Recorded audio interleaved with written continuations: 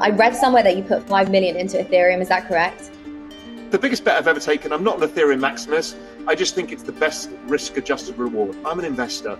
Yes, I love the space. I'm passionate about the space overall and the ethos and the culture and everything that's happening. But what I'm trying to do is maximize my returns. You mentioned 100x, which is incredible. Where do you see that in the next 10 years, the next 15 years?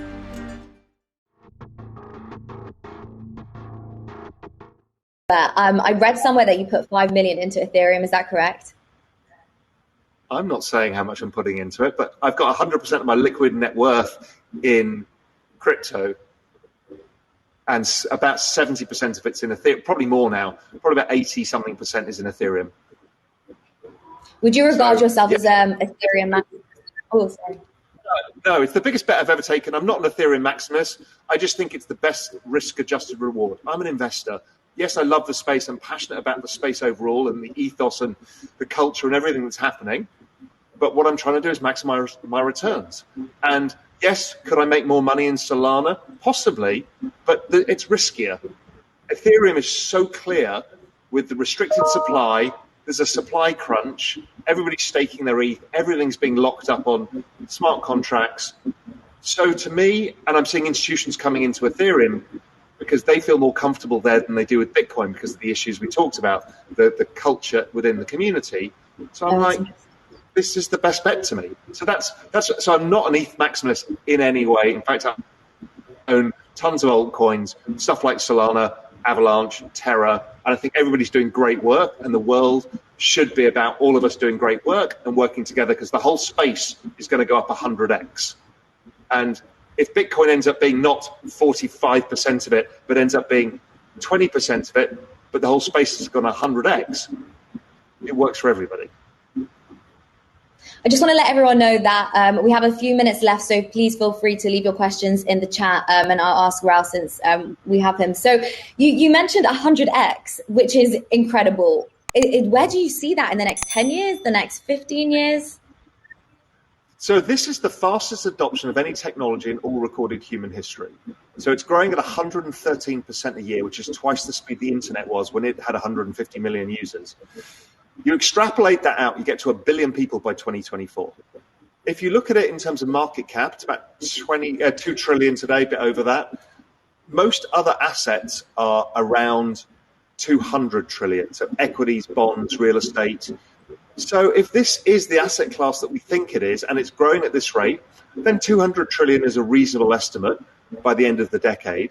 So that's an entire asset class market cap going up 100-fold. We've seen that in a stock before. We've seen that in a few things, never an entire asset class. So it's the biggest opportunity I've ever seen. Yeah, and I also just want to go back actually a second, because you mentioned that institutions are looking towards Ethereum more than Bitcoin, which we're not talking about enough. And you mentioned it's because of the toxicity, but it has to be something else, surely. I'm sure people aren't, big players aren't afraid of a bit of toxicity. Well, they don't like it because it reflects on them. So they don't like to be overly involved in the space in that respect. But the reality is it's very easy for them to grasp the concept of new technology. So, as opposed to having to be an investor and talk about, the devaluation of money and fiat money and all of this stuff, which is kind of a complicated narrative for a financial institution to have, ETH is easy. It's like, this is the internet of value. We need to own a stake in it. So that's why, and they're all building applications on ETH, and they're all looking at this. And ETH is more of a gateway drug to the kind of things that they're interested in, which is, smart contracts, and things like NFTs, what that can do for their business. Could you put insurance contracts on NFTs? All of this is intellectually very interesting for the existing financial system and existing investors. And in terms of third world markets, how do you see this entire industry playing out? I know there's a lot of adoption happening, of course, in Latin America and Africa. Do you see them as pioneers with this technology? Yeah, they will be, because they can jump ahead, and we're seeing this. We saw it in Kenya when it started with M-Pesa. We're seeing it in India, where they kind of leaped ahead on a whole bunch of stuff. I think this is great. And let's go back to the NFTs. Now, somebody in Sudan can mint an NFT and earn ETH, right? They couldn't do that in the world before because there was no ability for them to work in international trade without all these restrictions and bank controls and all this other stuff. So it's actually quite a big leveler. And the metaverse is a leveler because education is going to go into the metaverse as well. And that means that you can educate people in different countries who wouldn't get access to those lecturers or those other fellow students who are alongside each other. It's amazing. Yeah, it's insane if you think education is going to go into the metaverse. So I wonder, how much of our time do you think we're actually going to spend inside there? Sort of creeps me out. Let me ask you the question, how much time do you spend on Zoom? Oh my God, don't ask me that. Because that makes me think I'm going to spend so much time in the metaverse. Well, you are, because it's all going to be the same thing. So your Zoom right now exists as a separate app, but in the metaverse, if you're in 3D, most of us won't be because nobody wants to walk around with goggles all the time.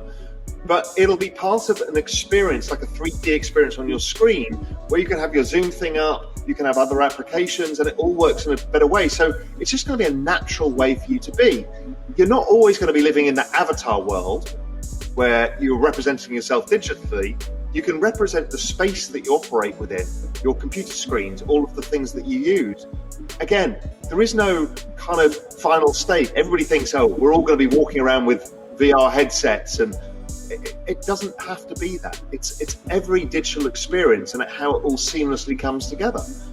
Because right now, for example, if I wanted to send you a Bitcoin via this Zoom, we can't. No. But in the future, it'll be super easy because they'll all be integrated. That's what the metaverse is.